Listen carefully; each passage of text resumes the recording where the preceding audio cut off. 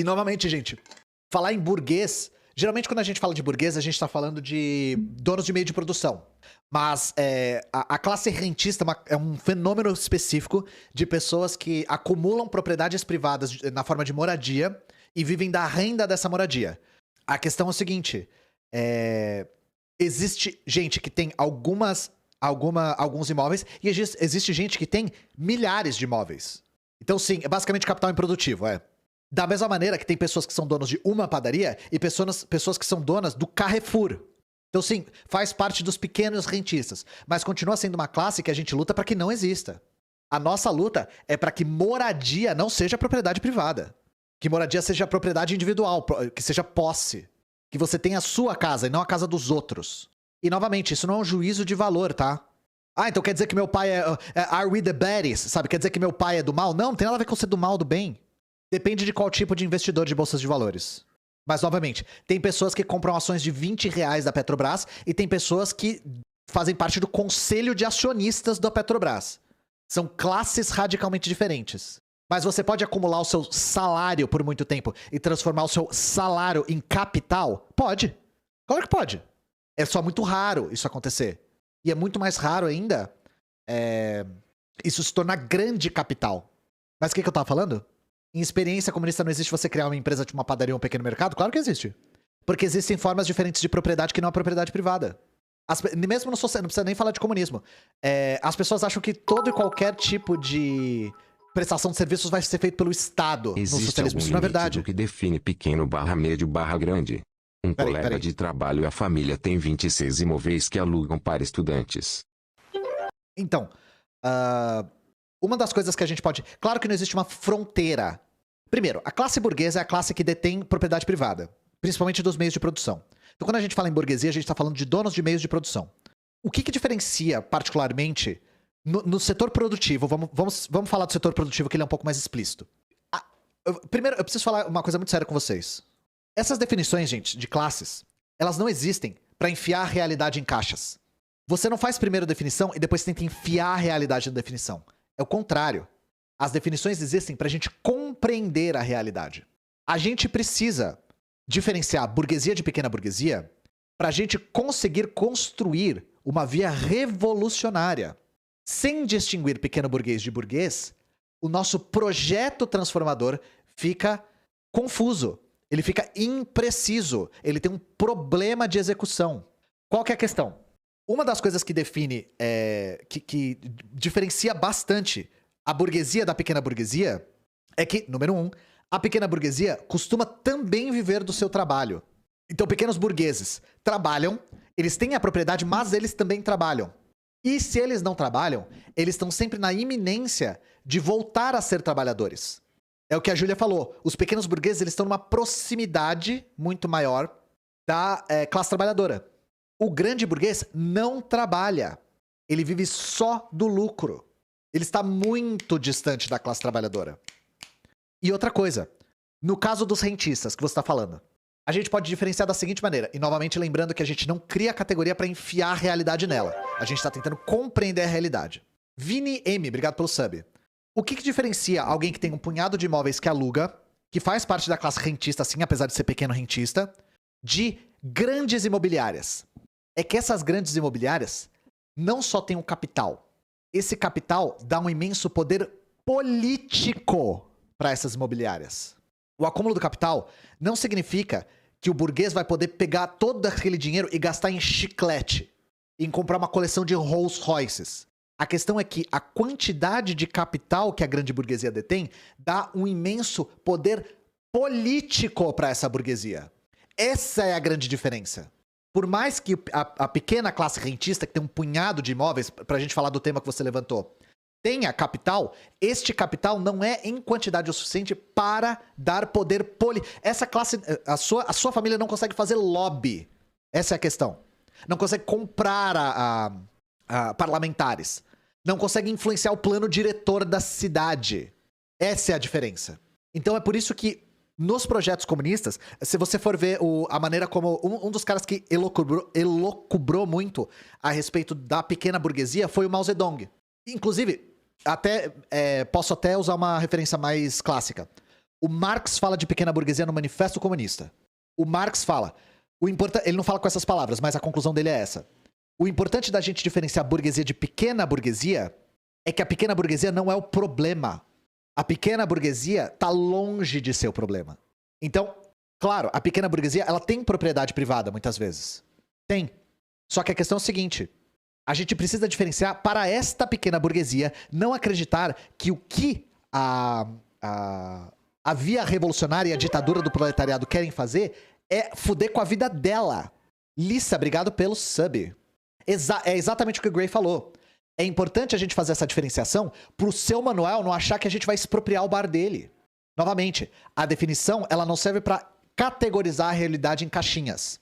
Ela serve pra gente compreender a realidade. Cara, pequena burguesia é o nome que se tem. Não dá pra gente inventar... Esse tipo de categoria a gente não pode reinventar quando a gente quer, da hora que a gente quer. Pequena burguesia é o termo que o Marx usa e é o termo usado até hoje. Então, eu vou julgar ela pra alugar um AP? Nem fudendo. Só que der insight, você consegue ver como o problema é estrutural? Primeiro, de fato, o AP da sua mãe... E, novamente, isso não é um juízo, porque juízo de valor não leva a gente a lugar nenhum. Tá explorando o trabalho de outra pessoa. Tá explorando o trabalho de outra pessoa. Só que o problema é mais profundo. Você falou, a sua mãe precisa dessa renda. Nós queremos um mundo no qual moradia é um direito e não um privilégio, que casa não seja propriedade privada, seja propriedade pessoal, propriedade individual, propriedade coletiva, não seja privada, e que a sua mãe não precise da renda do aluguel para sobreviver. Uma sociedade que ela não precise alugar uma casa para conseguir sobreviver. Então você entende como o capitalismo é uma cadeia de exploração? E por que que o juízo de valor não leva a gente a lugar nenhum? Existe grupo rentista de lobby político só de grandes imobiliárias. De pessoas que têm capital... Cara, eu vou falar uma coisa pra vocês também. Eu não vou conseguir, explicando teoria, abarcar todos os fenômenos da realidade. A realidade, ela é excessivamente complexa pra gente conseguir teorizar ela em sua totalidade em abstrato. Isso tem que analisar. Tem que ver caso a caso. Qual a diferença entre propriedade pessoal e propriedade privada? Eu já explico. Deixa eu ver se eu não respondi alguma coisa. Então, quando você tem um grupo privado que é capaz de influenciar o plano diretor de uma cidade, é isso que é poder político. Propriedade privada e propriedade pessoal, propriedade individual, etc. O posse, etc. O nome não importa tanto, né? O que importa é o conceito. Nós temos algumas características da propriedade privada. Primeiro, quando nós falamos em propriedade privada, nós estamos falando na propriedade privada dos meios de produção, na maior parte das vezes, tá? Já vou entrar nas exceções. Então, como Marx define propriedade privada? Eu não vou pôr isso no TikTok porque já tem lá. Propriedade privada é a livre disposição do trabalho de outra pessoa, do trabalho de outras pessoas. O Marx tira essa definição da cabeça dele? Não, ele tira dos economistas liberais. Então é isso. Propriedade privada é a livre disposição da força de trabalho de outra pessoa. Então, na escravidão, os escravos eram proprietários. Os escravos eram propriedade, desculpa. Os escravos eram propriedade privada e o senhor de escravos dispunha da força de trabalho dos escravos de maneira livre. Beleza? Como isso acontece no capitalismo? A burguesia dispõe da nossa força de trabalho cercando os meios de produção. Então nós temos a nossa força de trabalho, mas nós não conseguimos aplicar a nossa força de trabalho porque nós não temos como aplicar, nós não temos as ferramentas para aplicar. Quem tem as ferramentas são os burgueses. Essas ferramentas se tornam propriedade privada. O controle do nosso trabalho fica através da ferramenta e não do nosso corpo. Agora, tem outra característica importante da propriedade privada. A propriedade privada é necessariamente prescrita. O que isso quer dizer? A propriedade privada ela é garantida pelo Estado. Então, por que aquele negócio é seu, aquela fábrica, aquela terra é sua?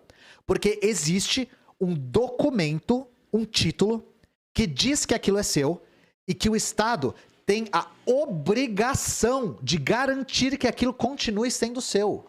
Então, eu não consigo ter latifúndios do tamanho do Mato Grosso porque eu, pessoalmente, estou defendendo com as minhas armas. O Estado defende. Eu só consigo ter propriedade privada com o Estado garantindo, através do monopólio da violência, essa propriedade privada. A propriedade pessoal, propriedade individual, quem defende e garante ela é você. Esse celular não é minha propriedade privada, porque quem garante que ele é meu é a minha própria força física. Não é o Estado. Nenhum dos dois, Cute Bird Raptor. Existem propriedades privadas que não são meio de produção. Existem coisas que seguem a lógica da propriedade privada que não são meios de produção. Então, por exemplo, casas. E todo meio de produção é propriedade privada? Aí, de jeito nenhum. Na União Soviética não existia propriedade privada e tinha os meios de produção. Então, uma das exceções de propriedade privada, de algo que segue a lógica da propriedade privada, mas não é meio de produção, é a moradia. Por isso que a moradia é um problema específico do capitalismo.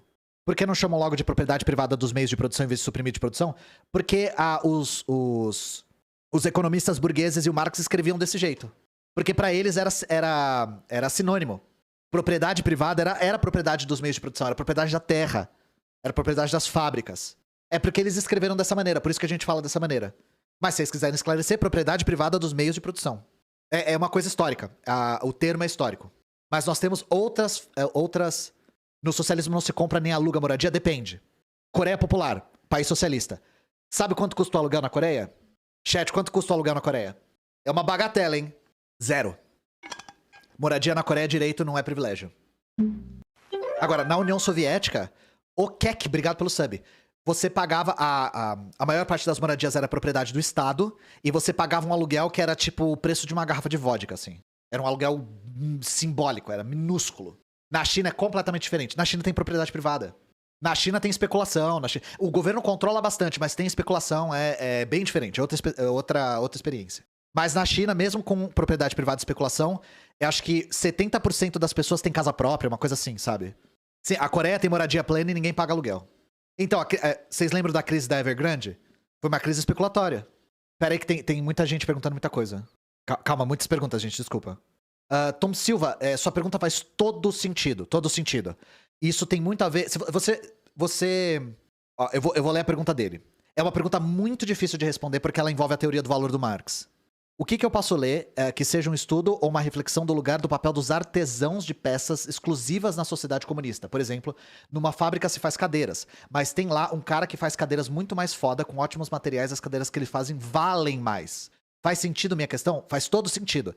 É sobre isso que chamam de mercado de luxo. Então, a cadeira vale mais justamente por causa da teoria do valor de Marx. Porque o trabalho socialmente necessário para produzir essa cadeira é muito maior. Então, quanto maior, não é nem só valor de uso e valor de troca, é valor mesmo. A cadeira feita artesanalmente tem um valor muito maior do que a cadeira feita industrialmente. E valor, gente, não quer dizer que ela é melhor ou pior. Não, é diferente de trabalho artístico. Bem diferente.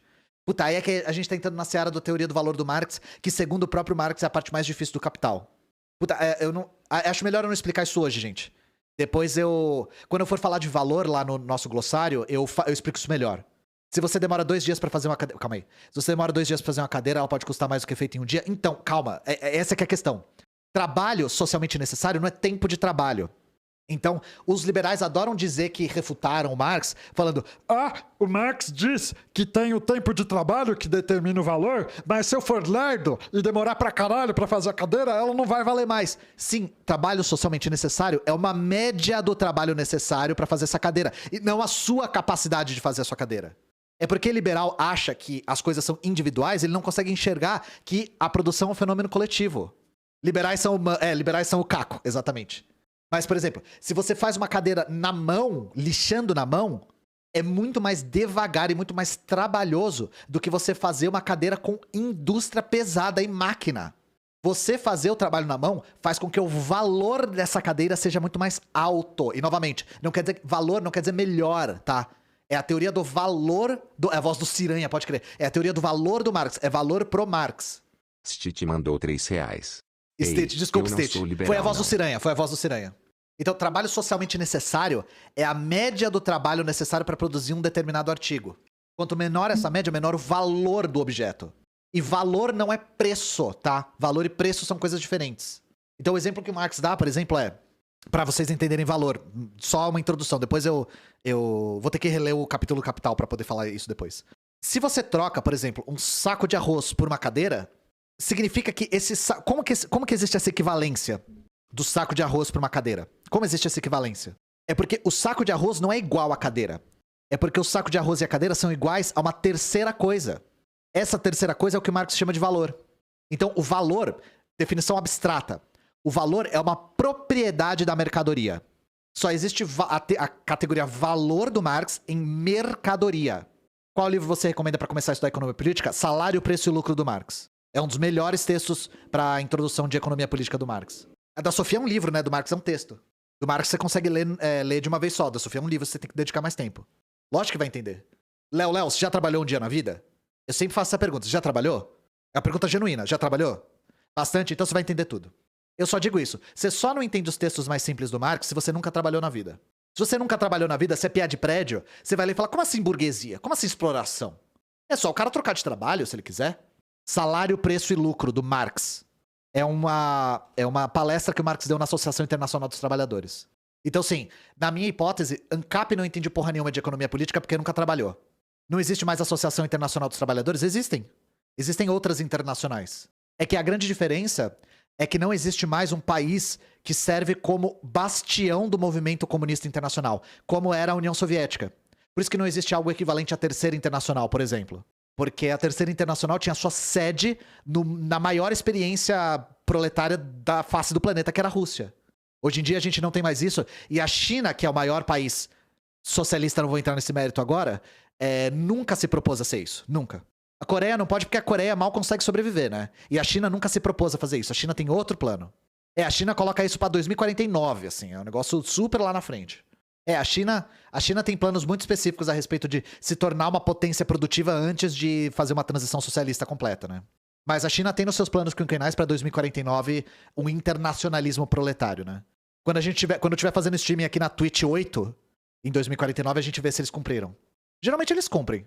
O Zap 34, Qual a fonte da informação da China? A resolução dos congressos do partido. Preço e valor são as mesmas coisas? Não. Anônimo mandou R$5. Ian, tenho dificuldade em entender como saber o valor de trabalho em caso de serviço, tipo recepcione. Então, essa sua dificuldade é muito comum. Entender trabalho socialmente necessário em serviços é muito difícil de mensurar. Muito difícil. E eu vou falar pra vocês. Me falta um pouco de leitura específica a respeito de teoria do valor nos serviços, na prestação de serviços. Preço pode influenciar no valor? Nunca, é sempre o contrário. Porque a maneira como se mensura trabalho socialmente necessário em serviços tem a ver com a reprodução social do trabalho, que é a reprodução da própria força de trabalho como feita pelo ser humano, né? Então, enfim, eu tô entrando numa filosofia muito específica do Marx. Os trabalhadores investirem no mercado financeiro, quando possível, é forma de lutar contra a desvalorização. Não só é forma, como foi necessário, principalmente durante a época da hiperinflação no Collor, né? Então, Sub-Zero. Eu não sei se você sabe, mas durante a época da hiperinflação, no governo Sarney e governo Collor, os trabalhadores, eles aplicavam no mercado financeiro para o dinheiro não perder o valor. Então, isso é um mecanismo muito comum. Inclusive, no Brasil foi necessário. Não era nem comum, era necessário. Mas você aplicar no mercado financeiro não te coloca no conselho de acionistas, né, gente? Então o cara acha que ele compra uma ação de R$20 da Petrobras e acha que ele é burguês agora? Não, né? Canedos, obrigado pelo sub. Qual o rolê da China? Eu só digo que várias fitas. No Overnight. Overnight, pra quem não sabe, era uma aplicação que você aplicava num dia e resgatava no outro. Se você vive de salário, independente de qual seja o seu salário, você não é rico. Peninha tem livro? Infelizmente, eu gostaria que ele não tivesse. Comprar ações da Magalu te coloca no conselho de acionistas da Magalu? Não, né? Então pronto. Falar que você comprar ações da Magalu você vira sócio é a mesma coisa que dizer que quando você trabalha na Magalu você é colaborador. Nossa, o chat tá subindo muito rápido, peraí. Tem um cara com uma britadeira aqui do meu lado que tá me distraindo, gente. Mano, colaborador... não tem poucas coisas que me dão ódio de classe tanto quanto a palavra colaborador. Ódio ao colaborador? Você não é colaborador, você é trabalhador. Colaborador de cu é rola. Você é assalariado, proletário. Você vende a sua força de trabalho. Recursos. Puta que pariu. É por isso que chamam recursos humanos, né? Bruno Lopes, se o salário for muito alto, pode alçar as pessoas à burguesia depois de muito tempo? Em raríssimos casos. Sim, mas eu vou dizer que sim só porque tem casos. Mas assim, a quantidade de vezes que isso acontece é num nível de exceção que é irrisório. A massa de 99% das pessoas assalariadas nunca vai ascender sequer para a pequena burguesia. Então, Marrales, a sua leitura é a leitura, por exemplo, da UP. A sua leitura é exatamente a leitura que o PCR faz, o Partido Comunista Revolucionário faz. É exatamente o que você falou. A China disputa a hegemonia mundial com os Estados Unidos. Ela é um país imperialista, tanto em política externa quanto interna. E ela é revisionista tal qual a União Soviética foi depois do Khrushchev. A sua análise é exatamente a análise do PCR. Me parece que o comunismo cresce. Me parece. Valeu e é o menor que 3. Não dá pra... ser imperialista em política interna é uma... Não tem como você ser imperialista só de um lado. Então, a leitura do PCR, por exemplo, é... A China, erradicando a pobreza dentro do próprio país, ela gera pobreza na periferia do capitalismo. Então, isso seria a dinâmica de centro-periferia, que a China... Isso é meio um fato, tá? A China real tem isso. Nem as pessoas que defendem o modelo chinês negam que a China tem uma relação de centro-periferia com os países da periferia do capitalismo. Inclusive o Brasil. Agora, se isso configura um período de transição, aí tá aberto pro debate, né? Porque a China, ela não faz distinção com quem ela comercializa. A China comercializa com Israel e com a Arábia Saudita. Com o Irã e com os Estados Unidos. Com a Venezuela e Cuba e o Brasil e o Chile e foda-se, sabe? A China não faz... Você vai... eu quero vender o pré-sal, trocar por 3 NFT de macaco. A China compra, ela não tá nem aí. Falam que a China é a NEP eterna, né? A nova política econômica soviética, só que dura pra sempre, né? A China não faz a menor distinção com quem ela comercializa e o que ela comercializa. Inclusive fazendo violações de sanções internacionais. Eu não sei se vocês lembram, mas a CEO da Huawei lá, ela foi presa por causa disso. Porque a China vendeu... A Huawei, que é chinesa, vendeu tecnologia da informação pro Irã. E violou uma sanção estadunidense. Mais importante que achar o rótulo é entender o que a experiência é. Então, você tá vendo que eu não tô falando, é socialista ou não é socialista. Vamos entender o fenômeno, né? Eu estou expondo aos argumentos acerca do fenômeno chinês. Então, os Estados Unidos sanciona todo mundo que comercializa a tecnologia da informação com o Irã. A Huawei falou, foda-se, comercializou mesmo assim. Fofo Penaldo, eu estimulo muito eu tanto vejo com bons olhos o crescimento de canais como o meu, que eu estimulo muito que mais pessoas criem conteúdo, porque eu sinceramente acredito que há uma demanda reprimida. Eu acho de verdade que tem espaço, tem pessoas que estão sedentas de conteúdo de esquerda radical na internet. As pessoas precisam disso. Como fazer streaming é um pouco difícil, você tá ao vivo, você se expõe, tem que fazer muitas horas, é difícil de construir público, é difícil de ganhar dinheiro. Eu sempre sugiro TikTok. O TikTok te dá a possibilidade de viralizar que nenhuma outra rede dá. Ele dá muito menos trabalho porque os vídeos que vão mais longe são os mais curtos. E ele te expõe muito menos, porque não é ao vivo. É vídeo gravado. Fabim, sempre que você tiver síndrome de impostor, lembra que existe o canal Ideias Radicais. Lembra que existe o canal do Paulo Cogos. Lembra que existem canais de ANCAPs que não têm o conhecimento mínimo do que estão falando. Então, engole essa síndrome de impostor e cria. Porque seja lá, só de você ter o pensamento de que talvez eu não seja tão bom, você já é melhor do que qualquer um desses ANCAPs. Só de você ter o senso crítico de pensar nisso, você já é melhor. Pensa que existe o Olavo de Carvalho no mundo. Inclusive que Papai do Chão tenha. Eu tenho síndrome de impostor pra caramba. Muito. Só que eu tento engolir em seco essa bosta dessa síndrome de impostor, porque a quantidade de pessoas que não faz a menor ideia do que tá falando e que faz sucesso na internet me deixa embasbacado. Então eu falo e se eu errar eu tanco, eu mato no peito e mando pra casinha. Eu erro pra caralho em live, inclusive. Eu tô sempre ao vivo.